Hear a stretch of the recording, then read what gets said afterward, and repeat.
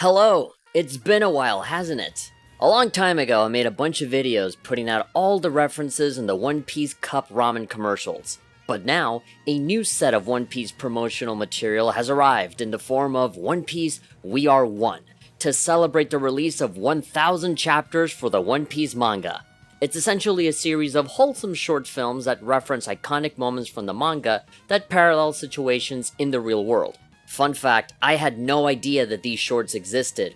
I saw a reaction channel look at these and I was like, what? Since when? Well, since 4 months ago, apparently. Whoops. But anyway, sorry I'm late, but I'm here now, so let's talk about it. There actually aren't that many references in these films, and when there are any, they flat out just show you the manga panels they're referencing right after. They make it super obvious, and it definitely doesn't hold a candle to the animated Cup Noodles commercials where you saw like 10 million references per frame. However, there are a few things hidden here and there that might be fun to look into. I'm gonna cover all 5 scenes from the We Are One series, including the promotional video preceding it. The video shouldn't be that long, since there really isn't that much to talk about.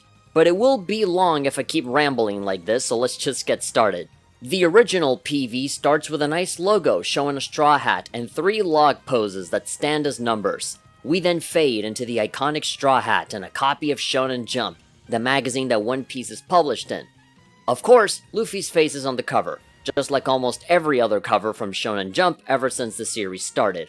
I think the challenge here would be to find a magazine cover that doesn't have Luffy's face on it. A little boy puts the straw hat on in the park and does the same pose Luffy does in chapter 1 of the manga. Then, we see more children playing soccer, and the goalie does the gear second pose, with even some dust in the air floating around like the steam surrounding Luffy when he uses the ability. If only he was just as powerful as Luffy at this moment, that way he would not have lost to this kid at soccer. Next, we have a boxing ring, and you'd think that'd be a reference to Luffy's fight against Foxy during the Davy Back fight, but it's actually not. One of them is defeated and does Zoro's pose from when he was defeated by Mihawk, claiming that he will never lose again. After that, we're shown a volleyball player saying goodbye to their coach, to which then she kneels down like Sanji did when leaving the Baratier restaurant and saying his goodbyes to Zeph. In the next shot, we see some school kids pulling a prank on a sleeping kid by drawing Luffy's scar on his face.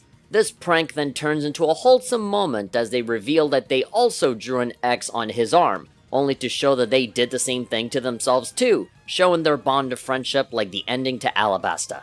The same kids from before also bump into a group of old men that look similar to the Gorosei. They even have numbers on them, so it's super obvious to tell who it is. Also, this might be a stretch, but the fact that there are 3 kids specifically hanging out might be a reference to Sabo, Luffy, and Ace hanging out as kids too. This could just be a coincidence, but I don't see a reason for why they couldn't just have 2 or even 1 kid otherwise, right? They went specifically for 3 kids, and so that's all I can think about whenever I look at this. Now we cut to a bar where we see a large man drinking, and you probably already know who this guy is supposed to be by just looking at his hair. To the left of the screen you can see the number 56, which can be pronounced as Gomu in Japanese, a pun referencing Luffy's Devil Fruit ability. Next, we cut to 4 friends. 3 dudes that look like businessmen, and another one that looks eerily similar to Aokiji, one of the Navy admirals. But currently in the story, he is no longer an admiral, and has been replaced with someone else. Same thing goes for Akainu. This might be another stretch, but the other 3 nicely dressed individuals might be a reference to the current 3 admirals of the Navy, with Aokiji being the 4th guy that doesn't necessarily belong with them anymore, so he just sticks out. The big guy slams his drink to catch everyone's attention and says the iconic line that Blackbeard says in Mocktown, "A man's dream will never die." One of my personal favorite moments. Now we cut to a woman in a room full of One Piece manga. There's also a Luffy doll above all the books, and off to the side we see 2 figurines. One of them is Luffy, and I think the other one is Ace. I'm having a hard time making that one out. I'm just looking at those big boots that the figurine has, and I'm just thinking, well, those belong to Ace, so he's probably Ace. So now, we cut to who I think is the same kid that got pranked before, looking upset about something. But he's quickly cheered up by his friends. And then we see a bunch of different One Piece panels with a montage of everyone we've seen so far reading the manga. And then it ends. What a nice little commercial that was. It's really heartwarming to see how many people Oda has affected with his work. Now, of course, it is a fake thing with paid actors and stuff. None of this actually happened in real life, but I'm sure a lot of people can relate with some of these situations. But okay, on to the actual series of short films. We're gonna kick it off with Scene 1. It starts with a bunch of dudes celebrating the launch of their own startup company. In this shot, you can actually see a lot of references. The sake bottles to the left look very similar to the one that characters like Whitebeard and Kaido would drink. Now, the design of it could just be a generic, container that you can see anywhere, right? But I just saw that, like, white sake container. I just thought about Kaido and Whitebeard immediately. To the center of the screen, you can see different pirate emblems, or Jolly Rogers, as you may call them, that represent certain characters like the Straw Hats, Sanji, the Marines, Boa Hancock's crew, Zoro, Shanks, Chopper, and Trafalgar Law. The one where I said that it's supposed to be the Marines logo, that one, I had a lot of trouble telling kind of what it looked like. I'm assuming the Marines, it might actually be something else, so, don't flame me too hard in the comments if I get it wrong. There's also a bottle of alcohol at the top called Goldie Roger, obviously a reference to the Pirate King. There's also bubbles everywhere, which might be a reference to Sabaody Archipelago, which also had a bunch of bubbles floating around everywhere. In this next shot, you can see what looks like a beach ball, which is a reference to the Davy Bag Fight Challenge where Zoro and Sanji have to team up, and Sanji has to wear a very similar looking ball on his head.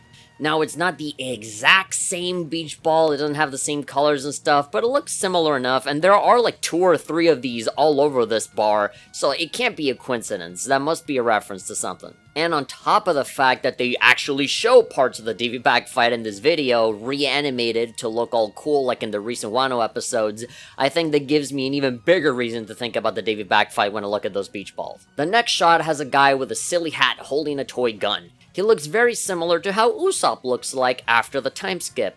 The gun is a very clear nod to Usopp being a sharpshooter. In this next shot, where the guy looks like he's about to have the most epic Yu-Gi-Oh fight ever, you can see a board with a bunch of wanted posters on the left, mainly of the Straw Hat Pirate crew. In this shot where they're going Kanpai, you can see a bear statue in the background, so... Kuma? I mean, Kuma literally means bear in Japanese, and there's a lot of Sabaody Archipelago references here, so yeah, I'll just assume Kuma. Anyway, that's just the beginning of this story. It truly kicks off in the present day, where 2 of these people are having an argument.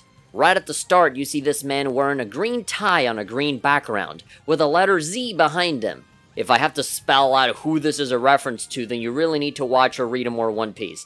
The other dude is clearly supposed to be Sanji as well in this situation. The dynamic between these 2 is that they never agree on anything, which is another Zoro and Sanji parallel. In this shot, you can see a bunch of One Piece manga at the bottom of the screen, but yeah, this dude just totally quits his job and just leaves. He's sick of this guy. Not much else to say in this part though. We cut back to the bar from before, and a really nice shot of the pirate symbols from before is seen, and we also have a beautiful shot of 4 alcohol bottles. From left to right, we have Gold Ram, Pirate Gold D. Roger. You can see the words Oro Jackson in the bottom too, which is referencing Roger's pirate ship. Next is Dead or Alive, Silver's Ray Lee's Silver Rum, and also Oro Jackson at the bottom. This one also comes with a picture of Ray Lee straight out of the manga. On the right, there's a bottle that says Red Hair Shanks Griffin, and the word Griffin is a reference to Shanks' sword. 39 proof made in red force, so of course all of the red references are references to Shanks. And finally we have the bottle on the far right, which obviously is a bunch of Japanese symbols, a lot of kanji. I really don't know what this means. I tried to use my phone with Google Translate and I just pointed my phone at it to see what it means, and the closest words I could get was the words New World and stuff like that, so I don't know, this might just say New World, but hey, blame Google Translate if I got it wrong. Hit me up in the comments to tell me what it actually means, cause me don't know anything. We can see a shot of the bathroom in the bar, and there's a big ol' One Piece poster in the back. I actually had to watch this video, like 7 or 8 times before I even noticed it, but yeah, it's right there. I'm not quite sure what part of the story this is from, but hey, it still looks cool. A nice thing for you to look at while you're vomiting in the toilet. Moving forward, we get a flashback to when the company got started and somebody finds their stash of One Piece manga. When remembering the time Zoro and Sanji had to team up, the boss of the company decides to make peace with this dude who quit and everything's good again. Yay for friendship. Scene 2! Now we're moving on to the next one, nice and quick. We have an engaged couple where one of them is reading One Piece on the left, and there's a devil fruit in the kitchen on the far right. This guy's a jerk, and this girl's a chef, like Sanji. In this shot, we see a poster of what looks like Adam and Eve eating the forbidden fruit. You could almost call it a devil fruit,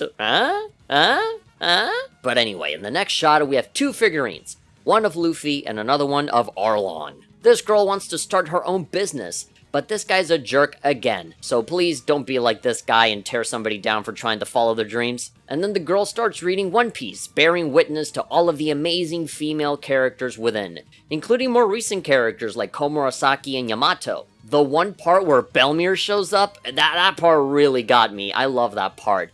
I wasn't expecting her to show up. And also, by the way, no Vivi? What the hell, dude? Anyway, I'm not worried about Vivi because we're actually going to see her again pretty soon, but we'll get to that. Anyway, this girl Minami is inspired by the women of One Piece and decides to ditch that jerk and start her own business and quit her job. There's one last figure of Luffy that appears in one of the last shots of the guy getting dumped. So, hell yeah, yay for not getting married to jerks. Next scene. Scene 3. This time it's about a school kid named Riku. He wears a white hat, like somebody else that we know. The classroom teacher, by the way, is the voice actress for Luffy. How neat is that? He has a Kansai dialect and gets made fun of by the other kids because they think he sounds funny. So because of this, he's kind of a lonely kid, until this other teacher comes in and tries to befriend him by getting him to smile. At least I think he's a teacher. He looks super young to be a teacher, but hey, whatever. When you see him from up close, you can see a bunch of heart-shaped pins on his clothing. Oh gee, I wonder why that is. There really aren't that many references after this. There's only a couple here and there, like the chest that says White Star Line on it, which might be a reference to the white let disease that Law gets as a kid. The teacher introduces him to One Piece actually, and he gets super into it, and these two also become really great friends in the process, just like Law and Corazon. Everything is looking great until the teacher says that he has to move away to a different school and won't be able to see the kid again. So the kid gets all mad at him and he leaves. But then, he reads the One Piece chapter where Corazon dies and Law lives to carry on his legacy. That inspires him to run as fast as he can to the teacher and send him off with a smile. Which, not gonna lie, got me a little bit teary-eyed. I think out of all of the short films, this is probably my favorite one of the bunch. It's really bittersweet seeing the teacher leave, but I honestly very much rather see that than to see him get shot in the face a million times by a powerful crime warlord that is also your brother. Scene 4. Okay, so now we have ballet dancers. Two of them in particular are really good friends and are competing to be the best. Believe it or not, there are barely any references at all here. If anything, there are more references to other things that are not One Piece related, probably by accident, such as the Fate poster, the Idolmaster poster, and the Neon Genesis Evangelion poster of all things over there in the background as these girls are running. You can blink and miss it, but if you look at it frame by frame, they're definitely there. As they dance together for the last time, we see a montage of Vivi's final speech during Alabasta's ending. You see, I told you we'd see more Vivi eventually. Where we also see the iconic scene where all the Straw Hats show their sign of friendship with the X on their arm. This is, of course, paralleled with two friends sharing the same bracelet that connects them to one another no matter how far apart they may be. Yay for friendship again! Alright, scene 5. This is the last one. We open with a woman painting while wearing a straw hat, and then decides to spray water around for some reason. Her husband reminds her that it's the flowers that she should be watering, and then that transitions into Luffy beating up the Sea King and a little image of Zoro getting recruited into the crew. And get this, we get a callback to the startup company from before. Who would have thought? They're celebrating their 1.5 million downloads. Congratulations! The boss of the company is taking a day off to refresh, and he sees a giant billboard advertising the 100th volume of One Piece. Then we see two more animated segments of Nami and Usopp joining the crew. Then we cut to the bakery, which is the girl's new bakery, her new business that she started, who is still not married to that other jerk. She's excited that there's a new One Piece volume out. When she walks outside, you can see a tree with orange-colored fruit on it, just like Belmir's fruit tree that Nami takes care of. And as you might expect, we get to see 3 more members joining the crew: Sanji, Chopper, and Robin. And then we see the teacher again. Yeah, that dude's my favorite. He's overhearing some kids getting super hype over Yamato, and that puts a precious smile on this man's face. The thing that he's holding on to has a heart shape, so that you don't forget that this whole character is just a reference to Corazon. And then we see Frankie and Brooke joining the crew. We get to see the two ballet friends again, talking to each other over the phone, and of course, talking about the newest One Piece volume. And hey, turns out that old guy from the beginning of the video is this girl's dad. It's all coming together. After that little scene, we get to see the moment Jinbei joins, and no one else after that.